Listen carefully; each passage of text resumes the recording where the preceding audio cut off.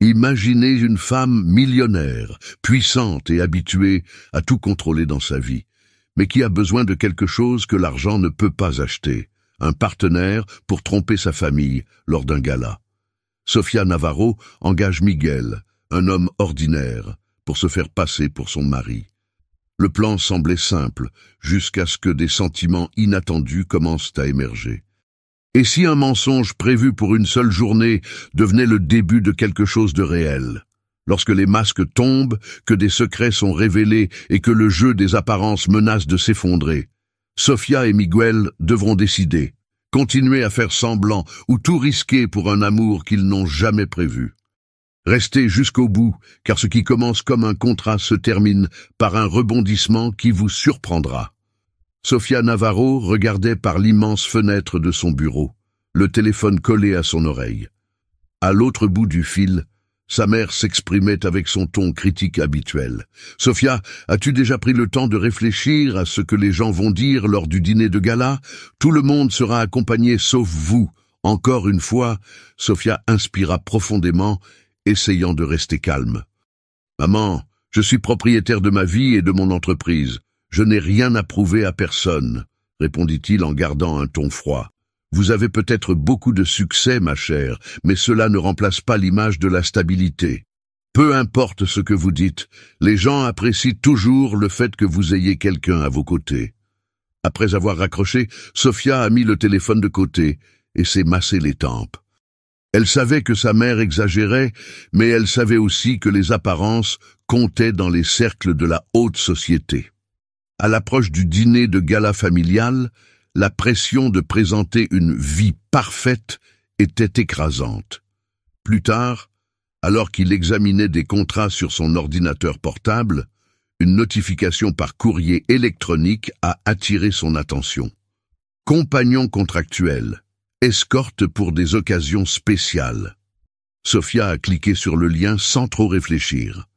L'idée semblait absurde, mais à ce moment-là, l'absurde était exactement la solution dont elle avait besoin. Le lendemain matin, elle s'est rendue au bureau de l'agence. Assise dans une salle d'attente moderne, Sofia croisa les jambes et regarda autour d'elle. Lorsqu'ils l'ont finalement appelée par son nom, elle a été conduite dans une pièce où était assis un homme, vêtu d'un jean et d'une chemise décontractée. Miguel Torres. Il sourit en la voyant entrer. « Alors, tu veux un mari temporaire ?» a-t-il demandé d'un ton détendu, presque amusé. Sofia haussa un sourcil, pas d'humeur à plaisanter.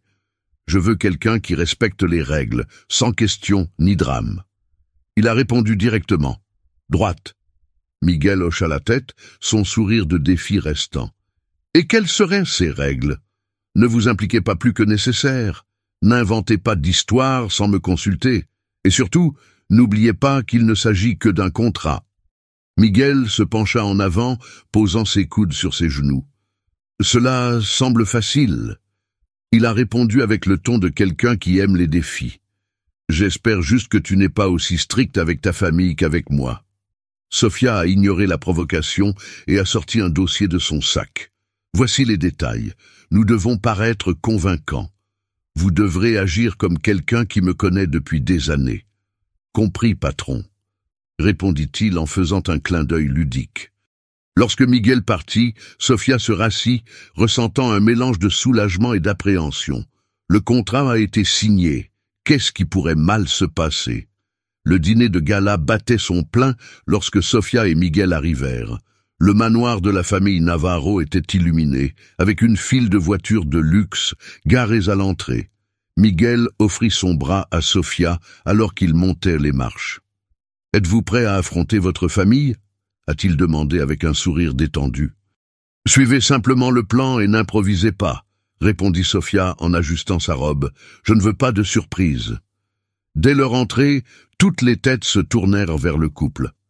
La mère de Sofia fut la première à s'approcher, le visage illuminé d'un sourire de soulagement. « Sofia, chérie !» s'exclama-t-elle avant de jeter un regard curieux à Miguel. « Et c'est... Miguel, mon mari !» répondit Sofia en lui serrant le bras presque imperceptiblement. « Enfin !» dit la mère en l'examinant. « Je pensais déjà que tu ne te marierais jamais, Miguel s'inclina légèrement, affichant son charme naturel. C'était difficile de la convaincre, mais ça en valait la peine, dit-il avec un sourire qui fit briller les yeux de la mère de Sofia. Sofia jeta un rapide coup d'œil à Miguel, réalisant qu'il allait au-delà de ce sur quoi il s'était mis d'accord. Cependant, avant qu'il puisse remédier à la situation, d'autres membres de la famille ont commencé à l'approcher, lui posant des questions sur leur relation. Lorsqu'ils lui ont demandé comment ils s'étaient rencontrés, Miguel a souri et a répondu « C'était à Paris. Elle était à la Tour Eiffel et j'ai tout de suite su que je devais la rencontrer. » « Paris ?» l'interrompit Sofia, incapable de cacher sa surprise. « Non, c'était lors d'un événement d'entreprise à New York. » Le silence qui suivit fut court mais inconfortable. Miguel corrigea rapidement son ton. « Bien sûr, c'est à New York que nous nous sommes reconnectés, mais la Tour Eiffel restera toujours pour moi un moment privilégié. » Il a fait un clin d'œil à Sofia, adoucissant la situation. Plus tard, alors que le dîner était servi, Miguel se pencha vers Sofia. « Tu as besoin de te détendre. La tension sur votre visage rendra quelqu'un méfiant. » murmura-t-il avec un sourire aux lèvres. « Peut-être que je me détendrai quand tu arrêteras d'inventer des histoires. » Sofia a répondu entre ses dents. Malgré ses erreurs, Miguel a attiré l'attention de la famille grâce à son charisme. Même Sofia, bien que réticente, s'est rendue compte qu'il avait une capacité unique à traiter avec les gens. Après le dîner, alors qu'ils discutaient seuls sur la terrasse, Miguel la regarda. « Tu sais, je comprends pourquoi tu es si dur, mais cela ne signifie pas que vous devez tout faire seul. » Sofia fronça les sourcils, mais avant qu'elle puisse répondre, il lui fit un doux sourire. « Je dis juste que parfois, tu devrais laisser quelqu'un te surprendre. » Elle ne répondit pas, mais ses paroles restèrent dans son esprit plus longtemps qu'elle ne l'aurait souhaité. Le dîner touchait à sa fin, et la musique douce diffusée dans la salle principale créait une atmosphère relaxante. Sofia s'échappa de la foule dans le jardin, prenant de profondes respirations tout en essayant d'organiser ses pensées. Il ne fallut pas longtemps à Miguel pour apparaître à ses côtés. « Fuir votre propre événement ?» a-t-il demandé avec un sourire enjoué. « Juste, respirer. » Sofia a répondu sans le regarder. « J'ai besoin d'un moment loin de tous les regards. » Miguel s'appuyait sur la balustrade de la terrasse et regardait le ciel nocturne. « Ça doit être difficile d'être toi. Toujours aussi impeccable. Toujours aussi en contrôle, dit-il d'une voix douce. Sofia leva les yeux, surprise par sa sincérité. Ce n'est pas un choix, répondit-elle en croisant les bras. Si je ne contrôle pas tout, personne d'autre ne le fera à ma place. On se sent seul, observa Miguel en se tournant vers elle. Sofia essaya de détourner le regard, mais il continua. Parfois, les personnes les plus fortes sont celles qui ont le plus besoin d'aide. Ils ne savent tout simplement pas comment demander, a-t-il ajouté, la voix pleine d'empathie. Est-ce quelque chose que vous lisez dans un livre d'auto-assistance? A plaisanté Sofia, essayant de masquer la vulnérabilité qui l'avait touchée. Non, c'est quelque chose que j'ai appris en vivant, répondit Miguel sans perdre son ton léger. Je sais ce que c'est d'essayer de porter le monde sur ses épaules. Le silence entre les deux fut interrompu par des rires venant de l'intérieur de la maison. Sofia soupira en regardant Miguel. « Pourquoi as-tu accepté ça? Ce travail ?» a-t-elle demandé, presque sans s'en rendre compte. Miguel hésita avant de répondre, son expression plus sérieuse. « Ma sœur cadette est malade, les coûts du traitement sont élevés et je ferai n'importe quoi pour l'aider. » Sofia ne s'attendait pas à cette réponse. Il ne semblait pas l'avoir inventée. Pour la première fois, elle voyait quelque chose de plus profond chez l'homme qui, jusqu'à ce moment-là, semblait si détendu. « Désolé, » dit-elle d'une voix douce. « Je n'en avais aucune idée.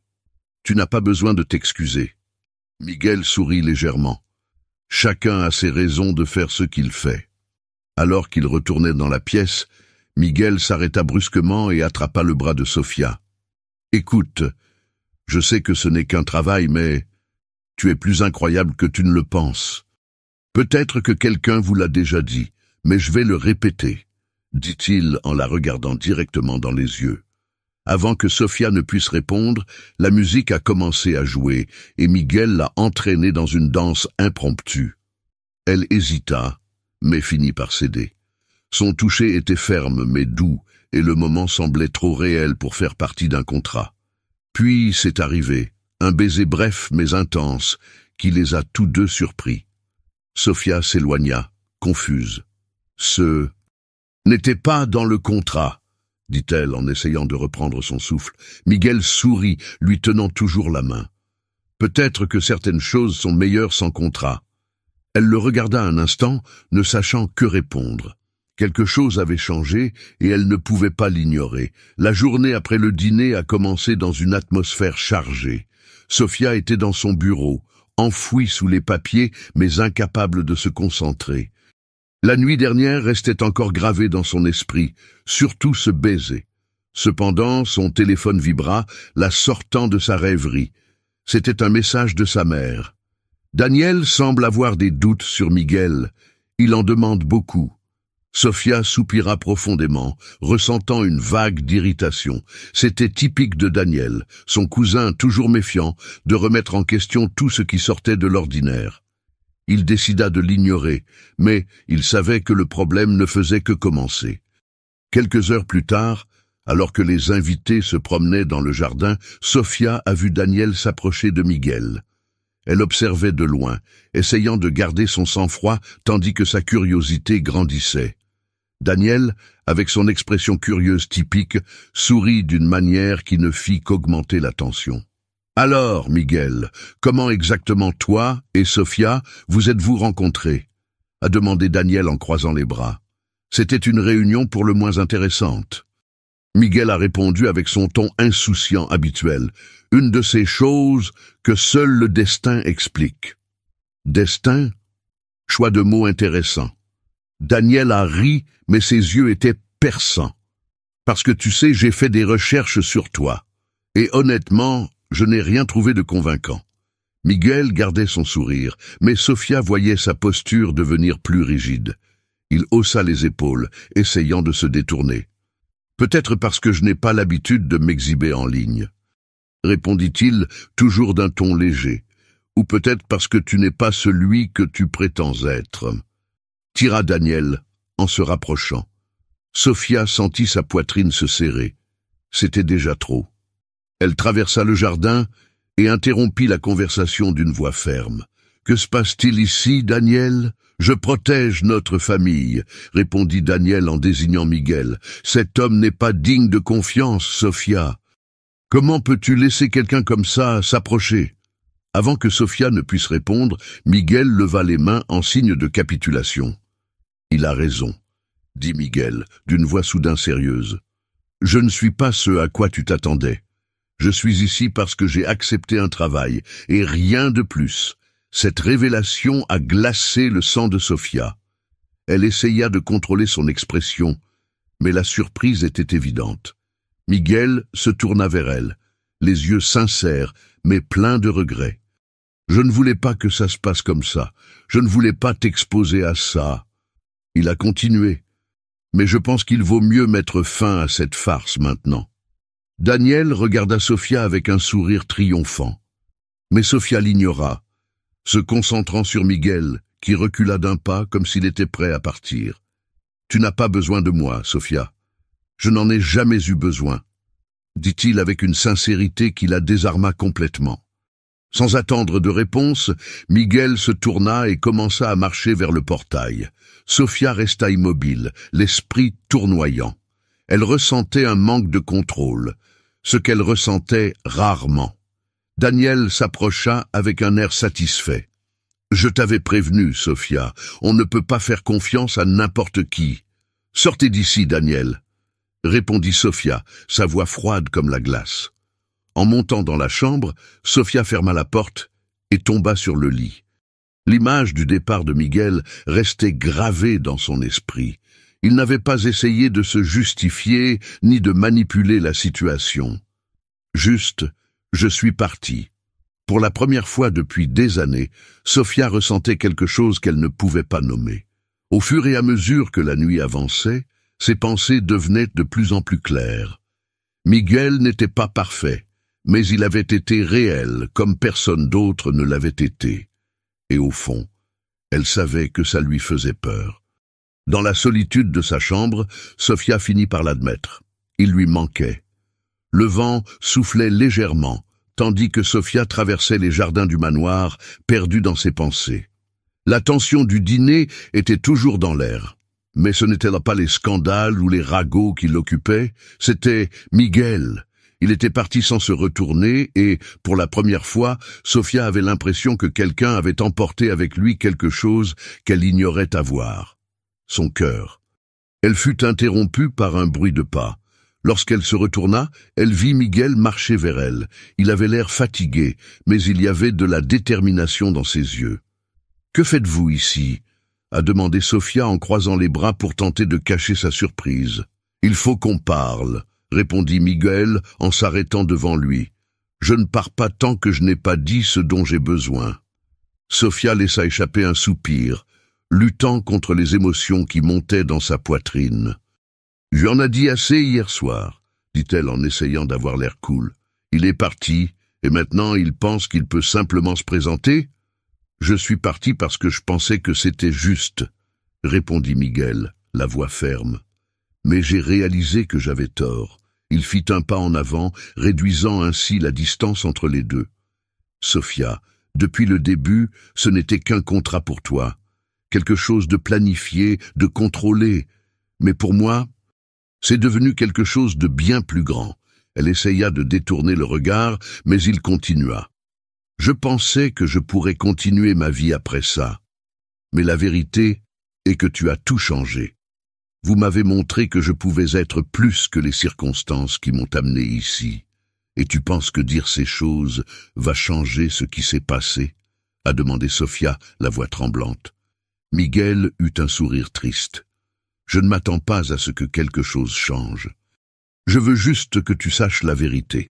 Avant que Sofia ne puisse répondre, les invités ont commencé à quitter la maison, attirant l'attention sur la scène dans le jardin.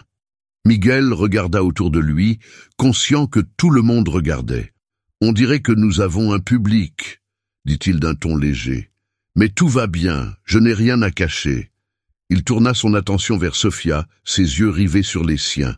« Je sais que je ne suis pas le genre d'homme auquel tu t'attendais. Mais je sais aussi que je suis le seul à pouvoir t'aimer comme tu le mérites. » Le silence fut rompu par les murmures des invités, mais Sofia s'en fichait. Quelque chose en elle se relâcha finalement, et elle fit un pas en avant. « Miguel, tu es le seul à me voir tel que je suis vraiment. Pas de masque, pas d'attente. Je ne voulais pas l'admettre, mais j'ai besoin de toi. » Elle fit une pause, prenant une profonde inspiration, avant de continuer. « Pas dans le cadre du contrat. Pour toi. » Miguel sourit, un sourire sincère qui illumina son visage. « Alors peut-être qu'on pourra recommencer. Pas de contrat cette fois. » Elle hocha la tête, sentant les larmes couler. « Pas de contrat, » répondit Sofia. Les invités ont applaudi spontanément, mais pour Sofia et Miguel, le monde semblait se réduire à eux deux. Tandis qu'il la tenait dans ses bras, elle ressentit quelque chose qu'elle n'avait pas ressenti depuis longtemps, la paix. Cette relation qui avait commencé comme un jeu d'apparence était désormais quelque chose de réel. Sofia savait qu'avec Miguel à ses côtés, elle était prête à tout affronter, car finalement, elle n'était plus seule.